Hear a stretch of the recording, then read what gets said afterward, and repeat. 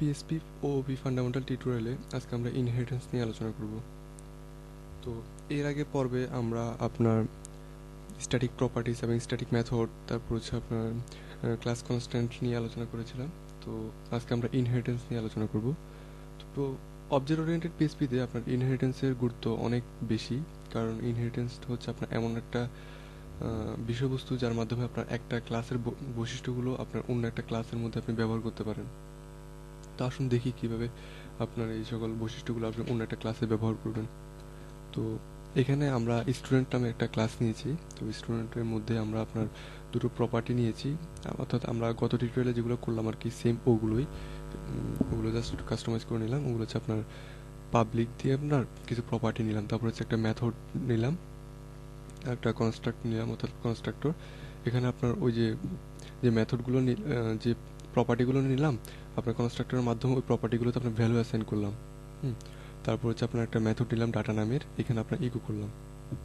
তারপর হচ্ছে ক্লাসের বাইরে আপনার দুটো ভেরিয়েবল নিলাম, ভেরিয়েবলের মধ্যে মানগুলো নিয়ে আমরা ক্লাসের যে অবজেক্ট তৈরি করেছি অবজেক্টের মধ্যে আমরা অ্যাসাইন করে দিলাম। তো অ্যাসাইনটা কোথায় করেছি? আমরা কনস্ট্রাক্টরে করেছি। কনস্ট্রাক্টরের মাধ্যমে আপনার প্রপার্টিগুলোতে ভ্যালুগুলো বসালাম। তো আসুন এখন আমরা যে ইনহেরিটেন্সটা নিয়ে আলোচনা করছি, তো ইনহেরিটেন্সটা কীভাবে কাজ করব। ইনহেরিটেন্সটা নিয়ে কাজ করার জন্য আপনার এই যে আমাদের স্টুডেন্ট নামে যে ক্লাসটা ছিল, এই ক্লাসের বাইরে স্টুডেন্ট নামে ক্লাসটার বাইরে ঠিক আরেকটা ক্লাস করব আমরা। তো আসুন দেখি ক্লাসটা করার কারণে এগুলো কী আসলো। তো এখানে দেখুন আপনার এতে ক্লাস কিওয়ার্ড আসলো, তারপর ক্লাস নেম আসলো, এক্সটেন্স একটা নাম আসলো। তো এক্সটেন্স আপনার নামের মাধ্যমে, কিওয়ার্ডের মাধ্যমে আমরা আপনার মূলত ইনহেরিটেন্সটা করব। তো এরপর হচ্ছে আপনার অ্যানাদার ক্লাস। তো অ্যানাদার ক্লাসটা কী হবে, অর্থাৎ আপনার এখানে যে ক্লাস নেমটা আছে এটা হচ্ছে আপনার একটা সাব ক্লাস, অর্থাৎ আপনি যে ক্লাসটা এখন বর্তমানে ইনহেরিটেন্সের মাধ্যমে করতে যাচ্ছেন ওই ক্লাসটার নাম হবে। আর অ্যানাদার যে ক্লাসটা আছে এটা হচ্ছে আপনার সুপার ক্লাস, অর্থাৎ আপনি কার আন্ডারে ক্লাসটা করবেন। হ্যাঁ, আমরা চাচ্ছি স্টুডেন্টের আন্ডারে ক্লাসটা করব। তো আমরা এখানে অ্যানাদার ক্লাসের মধ্যে আপনার স্টুডেন্টটা দিব।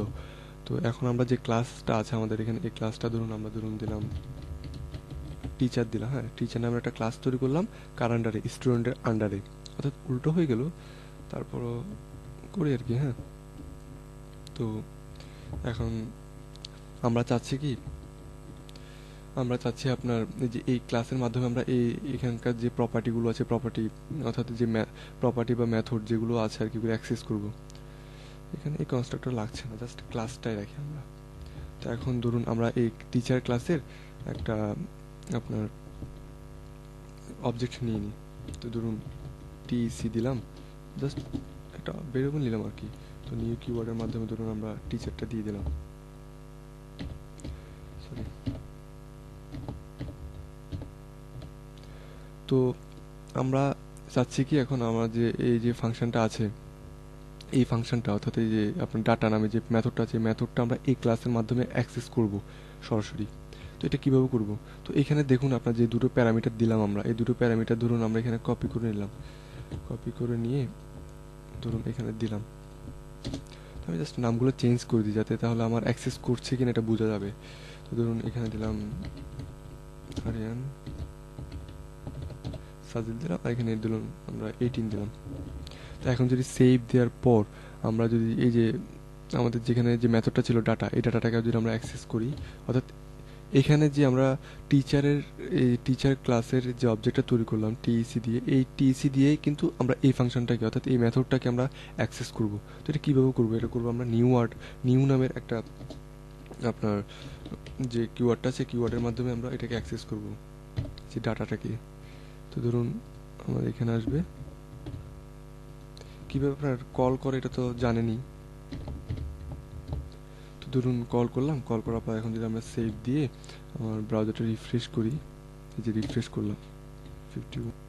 আচ্ছা দেখি, ও আমি এখানে একটু ভুল করেছি, সিলি মিস্টেক। সিলি বলতে কি, এগুলো একটু আপনারা ভালোভাবে খেয়াল করবেন। প্যারামিটারগুলো অর্থাৎ আপনার আর্গুমেন্টগুলো আমি এখানে পাস করে নিই, সরি, তাড়াহুড়ো করতে গিয়ে একটু ভুল হয়ে গেলো। এখন যদি সেভ দিয়ে আপনি এখানে রিফ্রেশ করেন, যে রিফ্রেশ করলাম, আচ্ছা সরি মারাত্মক একটা ভুল করলাম এখানে, ক্ষমা চেয়ে নিচ্ছি। আমি এখানে নিউ অর্থাৎ আপনার অবজেক্ট যেভাবে তৈরি করে ওই ভুলে ওই জিনিসটা দিয়ে দিলাম।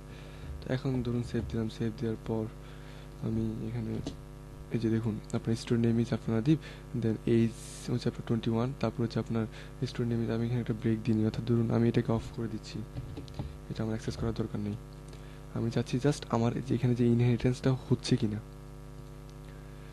ধরুন এখানে দিলাম, দেওয়ার পরে যে student name is Aryan Sajil and age is 18, অর্থাৎ কি আমার এই যে আমি এইখানকার মধ্যে আমি এই যে এখানে যে ভ্যালুগুলো পাস করলাম আরিয়ান সাজিল 18, অর্থাৎ এই ফাংশনের মাধ্যমে এটা হয়ে এখানে পাস করলাম, তো এই জিনিসটা আপনার কাজ করেছে।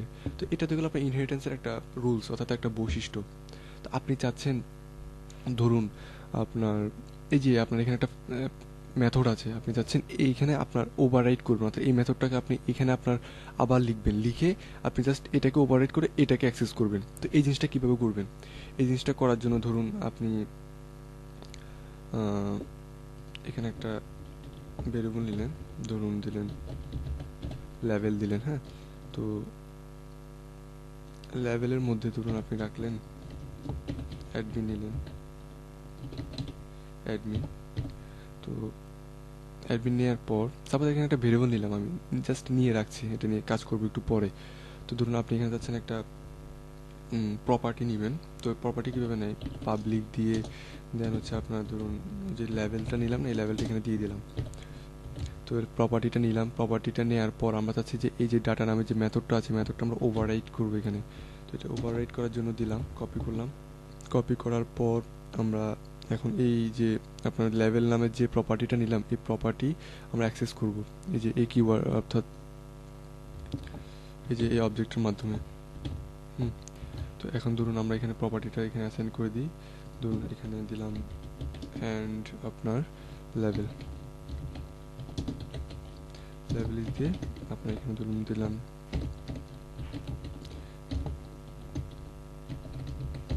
লেভেল। তো এখানে আমরা মূলত করলাম কি, আমরা চাচ্ছি কি, আমরা চাচ্ছি আপনার এই যে আপনার স্টুডেন্ট ক্লাসের মধ্যে যে আপনার মেথডটা আছে ডাটা নামের, এই মেথডটা আমরা সেইমভাবে কপি করে আপনার টিচার ক্লাসের মধ্যে রাখলাম, অর্থাৎ সাব ক্লাসের মধ্যে রাখলাম। রাখার পর এখন আমরা চাচ্ছি এই জিনিসটা আপনার ওভাররাইট করবে, কোনটাকে করবে, আপনার সুপার ক্লাসের ফাংশন মেথডটাকে ওভাররাইট করে সাব ক্লাসে আপনার ইকো করবে। তো এটার জন্য আমরা বোঝার জন্য এখানে জাস্ট একটা আপনার অন্য একটা লেভেল নিলাম, লেভেল নিয়ে এটার মধ্যে আপনার অ্যাডমিন নামের একটা ভ্যালু আমরা অ্যাসাইন করে দিলাম, অ্যাসাইন করে জাস্ট এখানে কল করে দিলাম। তো এখন যদি আমরা সেভ দিয়ে আমরা যে ব্রাউজারটাকে রিফ্রেশ করি,